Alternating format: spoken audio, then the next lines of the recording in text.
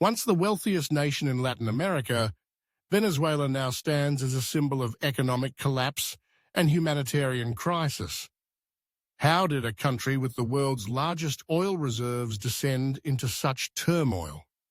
To understand Venezuela's present, we must unravel the complex tapestry of its past, exploring how historical decisions, political shifts, and economic missteps led to the nation's tragic downfall.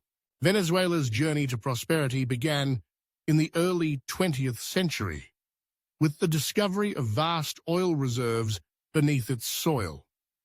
This black gold quickly became the engine of transformation. By the 1970s, oil revenue accounted for over 90% of Venezuela's export earnings and formed the backbone of its gross domestic product. The newfound wealth fueled ambitious social programs, sprawling infrastructure projects, and a rapid modernization of the country's cities. Caracas, once a modest capital, blossomed into a bustling metropolis. Highways, skyscrapers, and luxury neighborhoods rose alongside oil rigs and refineries. For a time, Venezuela was the envy of its neighbors. Its citizens enjoyed high living standards, and the country was dubbed Saudi Venezuela. But this prosperity came with an inherent vulnerability. The nation's fortunes were tied almost entirely to global oil prices, leaving the economy dangerously exposed to market fluctuations. When oil prices soared, the government expanded spending, launching programs that benefited millions. But when prices fell, as they did in the 1980s, the economy was thrown into chaos. Revenues plummeted, deficits soared, and the government was forced to borrow heavily. The resulting debt crisis exposed the fragility of an economy built on a single commodity. Despite these warning signs, little was done to diversify Venezuela's economic base. The country remained dependent on oil, setting the stage for future instability.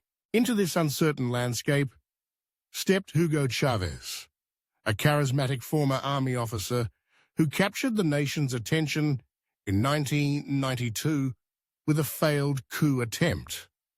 Though the coup did not succeed, it vaulted Chávez into the national spotlight as a voice for the disenchanted. By 1998, amid growing public frustration with corruption and inequality, Chávez won the presidency, promising sweeping change. He vowed to eradicate corruption, redistribute wealth, and restore dignity to the poor. Chávez's Bolivarian revolution was marked by ambitious reforms. Industries were nationalized, including the state oil company PDVSA, and the government launched a raft of social programs, providing healthcare, education, and subsidized food to millions. For a time, these measures seemed to work. Poverty rates fell, and many Venezuelans experienced a newfound sense of empowerment. Yet, the reforms also concentrated unprecedented power in the executive branch. Dissent was stifled, the judiciary was weakened, and opposition media faced increasing pressure. The centralization of authority and erosion of democratic norms would have profound consequences.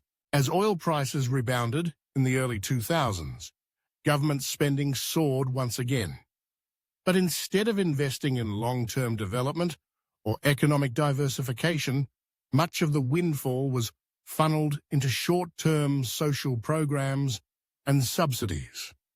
Meanwhile, strict price controls and currency exchange systems were introduced in an effort to combat inflation and protect consumers.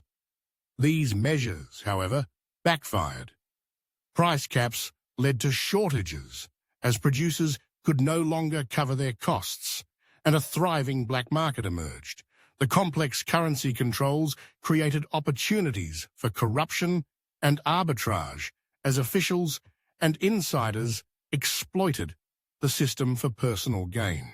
The nationalization of industries, meant to empower the people, instead led to mismanagement and declining productivity. PDVSA, once a model of efficiency, saw output plummet as experienced managers were replaced by political loyalists. Investment dried up, infrastructure deteriorated, and oil production steadily declined. Meanwhile, government finances grew increasingly opaque. Billions of dollars vanished through corruption and mismanagement, fueling public anger and eroding trust in institutions. These problems were further compounded after the death of Hugo Chávez.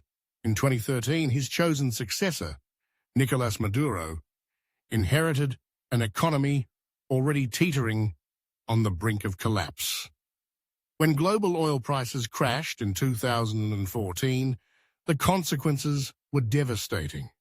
Lacking the financial cushion of previous years, the government was unable to maintain its social programs or imports of essential goods. Inflation skyrocketed, eventually reaching levels unseen in modern history. The currency lost nearly all its value, and basic necessities became scarce. Supermarket shelves emptied, hospitals ran out of medicine, and power outages became common. As the crisis deepened, Maduro's government responded by tightening its grip on power.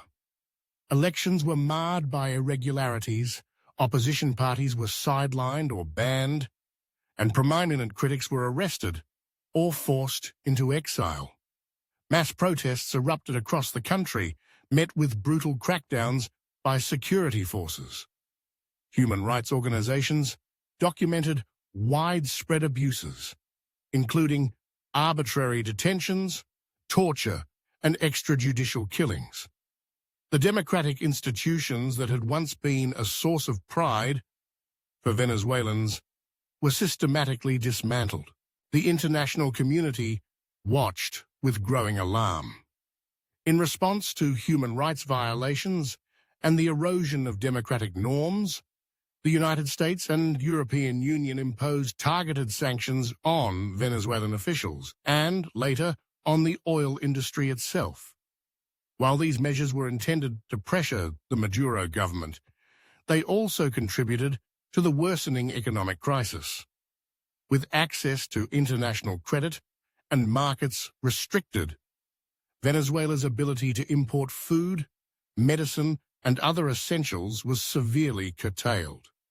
Meanwhile, the government turned to allies like Russia, China, and Iran for support, trading oil and gold for much-needed cash. Yet even these alliances could not compensate for the country's broader economic decline. The consequences for ordinary Venezuelans have been catastrophic. Over 7.7 million people, 1/4 of the population, have fled the country in search of safety and opportunity.